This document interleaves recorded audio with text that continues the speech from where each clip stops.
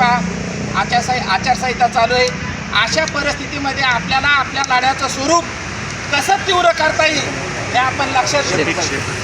इथं सकाळी उठल्याला आम्हाला असं सुटलं की दारच बघायची नाही द्वारा सगळ्यांकडून, कारण पहिल्यांदा कायदेशीर ठिया दिला, पत्र काढलं, याच्यापेक्षा काय त्यांच्याकडून सोन्याचं पत्र घेतात का?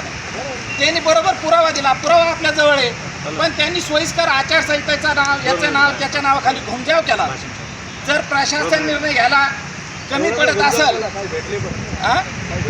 खूप तीव्र करावा लागणार आहे। उद्या 11 वाजेपर्यंतच, उद्या 11 पर्यंत जर निर्णय काय बुद्धिसंगत काय आहे की आपल्याला अगोदर आपल्या बदल्या मिळायला पाहिजे। येणारे जे शिक्षण सेवक आहे पवित्र पोर्टलला आपल्याला आकाश बिलकुल नाही, सहानुभूती वगैरे मी सुद्धा पुण्याला मागून घेतलं, मला सगळे दुर्गम भागात टाका, मी स्वतः ईओला सांगितलं, जालन्याला आलो आणि न्यायसंगत काय आहे आपला हक्क जास्त आहे, कारण आपण जुने आहोत। त्यांचा आपल्यावर जो अन्याय होतोय त्या अन्यायाला कुठंतरी दाद मागण्यासाठी आज इथं आपण जमलेलो आहे।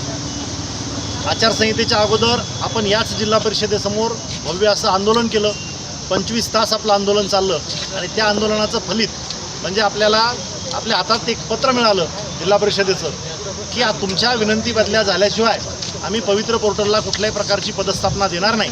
मधल्या काळात आचारसंहिता होती, आपल्यातही आपण थोडीशी शिथिलता आली असं मानूया, मात्र जे काय पवित्र पोर्टलवाली जी माणसं होती किंवा मंडळी होती ते कायम येत तिथं पाठपुरावा करत राहिले।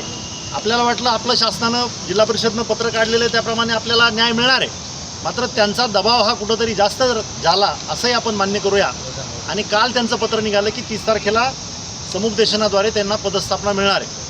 मात्र शासन निर्णय काय सांगतो तर शासन निर्णय सांगतो की ज्या जागा आत्तापर्यंत कधी भरल्या गेल्या नाहीत त्या त्यांना द्याव्यात, अगोदर आपल्या विनंती बदल्या कराव्यात असं ग्रामविकासनं 3 परिपत्रक काढले, शालेय शिक्षण विभागानं परिपत्रक काढलं।